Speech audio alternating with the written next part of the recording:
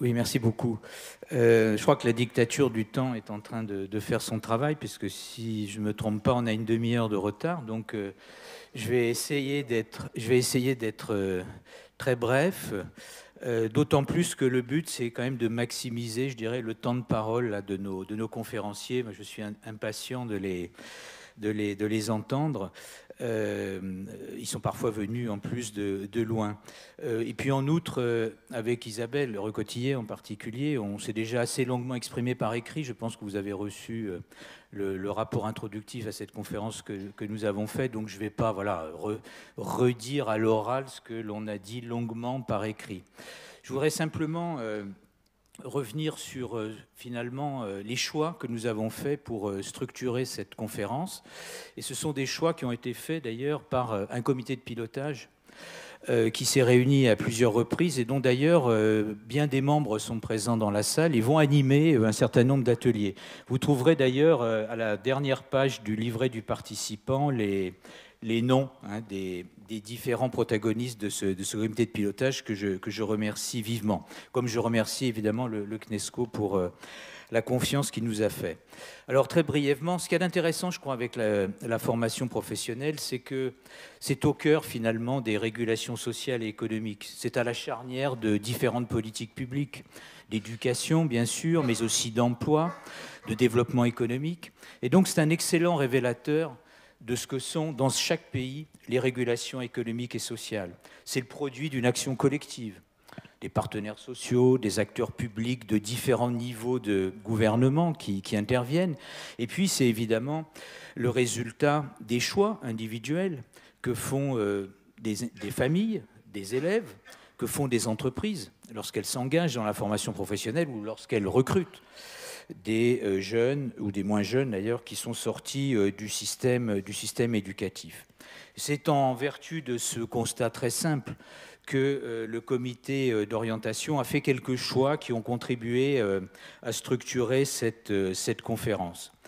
Le premier, je crois, c'est de constat très simple, c'est de dire finalement l'enseignement professionnel doit être positionné dans l'ensemble du système éducatif, que ce soit au regard de la formation de base à l'école obligatoire ou que ce soit en direction éventuellement de l'enseignement supérieur ou éventuellement en complémentarité ou en concurrence avec d'autres voies de formation dans l'enseignement secondaire. Donc c'est très important de comprendre comment on y arrive dans cet enseignement professionnel, comment on y chemine, vers quoi? Vers l'emploi, vers l'enseignement supérieur. Et donc, comme vous l'avez vu, l'un des premiers temps de cette conférence, une des premières arêtes, je dirais, de cette conférence, c'est de se focaliser sur les conditions d'orientation, les conditions de cheminement à l'intérieur du système d'éducation d'une manière générale et du système de formation professionnelle plus particulièrement. Le deuxième choix que nous avons fait, c'est de partir là aussi d'un constat simple, qui est de comprendre, la nécessité de comprendre comment se fabrique ce qui constitue l'enseignement professionnel, ses diplômes, ses compétences, comment les acquiert-on, comment se positionne-t-elle vis-à-vis de compétences venant de l'enseignement général? Donc tout le débat, est-ce qu'il vaut mieux privilégier des compétences professionnelles ou des compétences dites générales? Et on verra que les choix au niveau international sont très variés de ce point de vue-là. Il y a des pays où il n'y a quasiment pas d'enseignement professionnel. Pourtant, on produit dans ces pays. Donc cela veut dire qu'on peut éventuellement faire les choses autrement de ce que l'on a devant soi dans notre propre pays. En bref, derrière cette question se pose celle de la gouvernance de l'enseignement professionnel. Comment donc est-il structuré par les acteurs qui contribuent à définir les contenus, qui contribuent à définir les statuts des élèves? Bien évidemment, le choix, on y reviendra tout au long de cette conférence, entre statut d'apprenti, par exemple, ou statut d'élève dans l'enseignement scolaire. Donc ça, c'est un point, je crois, qui est très important. Et donc, là aussi, ce sur quoi s'est arrêté le comité de pilotage, et Nathalie y a fait allusion, c'est de dire l'enseignement professionnel, ce n'est pas un tout à soi seul, il est diversifié. Il résulte aussi donc des initiatives qui peuvent être prises par des branches professionnelles, par des milieux donc productifs. Il peut aussi résulter des expériences qui peuvent être menées au niveau territorial par des acteurs qui s'assemblent pour développer des expériences, des initiatives. Et je crois que tout au long des ateliers, on aura l'occasion de revenir sur l'importance justement de ce que fabriquent au jour le jour, je dirais, les partenaires du système donc de formation professionnelle.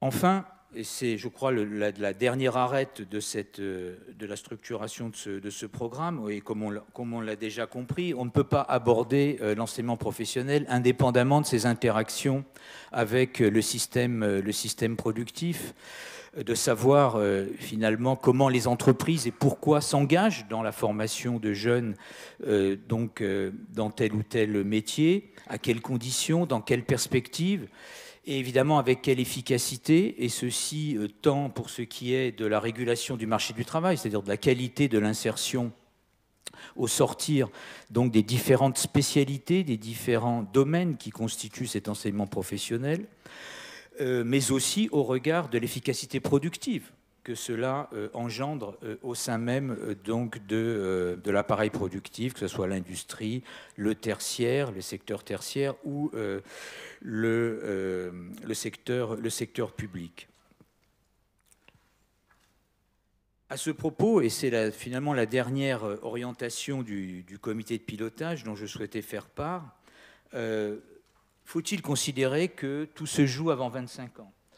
Et alors en France, on a tendance à répondre oui, mais dans d'autres pays, on répond différemment. On dit que il y a une deuxième chance, ou il y a même plusieurs chances, et le fait même que ces chances existent ou n'existent pas, évidemment, va avoir une répercussion sur les choix qui seront faits lors de la formation initiale. On ne choisit pas de la même manière son orientation lorsqu'on sait qu'il y a différentes opportunités qui peuvent s'offrir tout au long donc, de la vie professionnelle. Et donc nous avons invité donc, les différents protagonistes, les différents intervenants à prendre en compte le fait que ce soit au titre de l'éducation permanente ou de la formation tout au long de la vie, il est très important de considérer que la formation professionnelle, elle est à la fois initiale et continue.